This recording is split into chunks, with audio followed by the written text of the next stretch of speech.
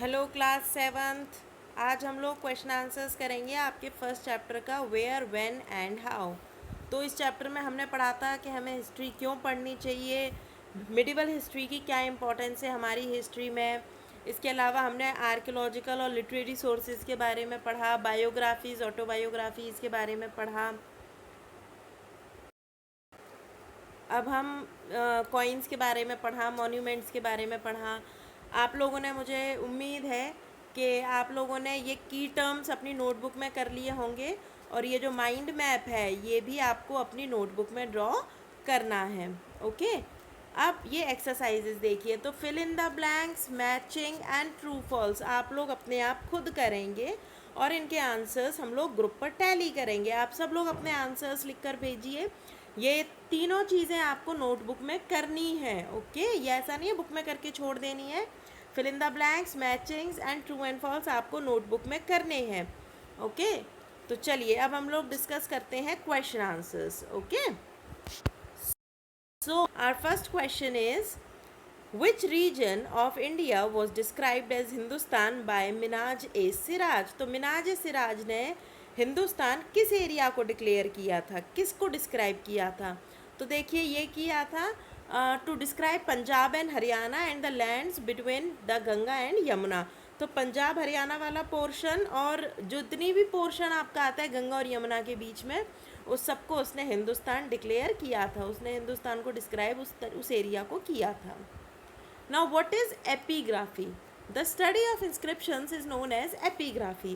तो जो inscriptions यानी कि दीवारों पर, मेटल पीसेस पर, पॉट्स पर और मॉन्यूमेंट्स पर जो लिखा रहता है उसकी स्टडी को बोलते हैं epigraphy. Now what is a chronicle? Chronicle होता है इवेंट्स को डिटेल में, किसी भी कोई भी इवेंट्स हैं उनको डिटेल में और डेट वाइज स्टडी करने को बोलते हैं chronicle. Name two foreign travellers and their accounts on India. तो देखो दो फॉरेन ट्रैवलर्स के बारे में अगर हम बात करें तो Al Biruni and Ibn Battuta. Al Biruni ने लिखी थी तहकीक हिंद जो कि डिस्क्राइब करती थी इंडिया को, और इब्ने बतूता ने लिखा था मोहम्मद बिन तुगलक के राज्य के बारे में। Okay, now name two religious movements that originated during the medieval period. तो कौन कौन से दो मूवमेंट आए थे मिडिवल पीरियड में? एक आया था सूफी मूवमेंट और एक आया था Bhakti movement. Okay, now we will discuss the answers in detail. What are the limitations of the literary sources that are available for the medieval period of Indian history?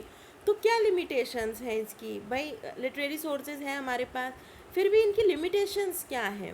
Many of the writings were accounts that revolve around the emperors court and life. देखो सबसे बड़ी जो इसका आप कह सकते हैं drawback था या लिमिटेशन थी वो ये था कि जितनी भी आपको किताबें मिली उस समय पर, उस समय सिर्फ राजाओं के बारे में लिखा जाता था, राजाओं के लॉज के बारे में लिखा जाता था, राजा के कोर्ट में क्या होता है वो लिखा जाता था। वेरी लिटिल और no references can be found for the common people. तो लोगों के बारे में या तो बहुत कम लिखा जाता था या फिर बिल्कुल भी नहीं लिखा जाता था। During the medieval period literary text were written by hand. अब पहले जो लिटरेरी सोर्सेज थे वो हाथ से लिखे जाते थे। The practice of making copies of existing text was also prevalent during the medieval period. और इनको हाथों से ही कॉपी किया जाता था, यानी एक बार जो लिख लिया वो तो लिख ही लिया। इसके अलावा अगर उसके जैसी और किताबें बनानी है या और सोर्सेज बनानी है तो भी वो सारी हाथ से लिखी जाती थी। तो जब ये हाथ से लिखी जाती थी तो कई बार हाथ से लिखने में जो मेन चीज़ होती थी वो ऑल्टर भी हो सकती थी, जो उसमें जो बातें होती थी कई बार वो चेंज भी हो जाती थी। Okay, now with the help of an example briefly explain the relevance of coins as an archaeological source to reconstruct medieval history। तो मिली अपनी हिस्ट्री को जानने में, तो हमने पहले भी पढ़ा था। देखिए ये रहा आपका आंसर, मैं आपको शॉर्ट में बता देती हूँ इस आंसर को कि देखो कॉइन पर जो लिखा होता था वो एक तो उस बारे में बताता था कि उसे किस राजा ने बनाया, किस राज्य के राजा ने उसको बनाया। ठीक है, दूसरी बात अगर वो सोने का था तो भाई बहुत ज़्यादा पैसा था, वेल्थ थी उस समय राजा के पास। अगर वो सिल्वर का था तो शायद थोड़ा सा लिमिट का रहा होगा जो उनका सेटअप था। इसके अलावा अगर हम कॉपर की बात करें या उससे भी नीचे वाले मेटल्स की बात करें तो हो सकता है कि राज्य इतना ज़्यादा वेल्दी नहीं था। दूसरी बात, कई बार राजा अपना टाइम पीरियड भी उसमें लिखवाते थे कि कहाँ से उनका राज्य किस ईयर से शुरू हुआ और कहाँ तक उनका राज्य उस समय तक था, तो वो डेट्स भी उस पर होती थी, तो इससे हमें पता चलता है कि किस राजा का राज्य किस समय तक था।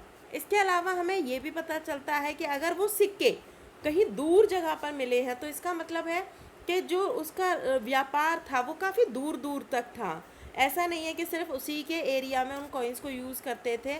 अगर वो कॉइन कहीं और भी यूज़ होते थे तो इसका मतलब कि वहाँ के लोग कहीं बाहर भी जाते थे और वो जहाँ जाते थे वहाँ से हमें उनका लिंक पता लग सकता है। तो इस तरीके से कॉइन्स हमारी मदद करते हैं मिडिवल हिस्ट्री को जानने में। Now last question, why do you think India has so many different names? देखो इंडिया को बहुत सारे नाम क्यों मिले? India has so many different names because in the past it has been ruled and governed by many different rulers who have come from different regions of the world. India को इसलिए इतने सारे नाम मिले क्योंकि इंडिया पर बहुत सारे लोगों ने राज किया, बहुत सारे लोग यहाँ पर आए और जो भी लोग आए उन्होंने अपने अपने तरीके से इंडिया को डिस्क्राइब किया और इंडिया का नाम रखा। Different names come up in the different periods of the Indian history. However, one unique thinking about the names that have been used to describe our country is the fact that they have all been derived from the Indus River, which runs through in India and the western part of Tibet. पर एक चीज़ इन सब में common थी कि सब ने India को जिस भी तरीके से डिस्क्राइब किया हो उन्होंने बेस लिया इंदुस रिवर को, यानी इंदस सिंधु नदी को बेस मानकर ही उन्होंने इंडिया को डिस्क्राइब किया, जो कि अभी कहाँ है, कहाँ कहाँ जाती है? पाकिस्तान, जो कि Ladakh in India and the western part of Tibet. अब आप इन क्वेश्चन आंसर्स को अपनी नोटबुक में करिए, fill in the blanks, true false and matchings भी आपको अपनी नोटबुक में करनी है और इतना काम करके आप लोग नोटबुक्स डिपॉजिट करिए।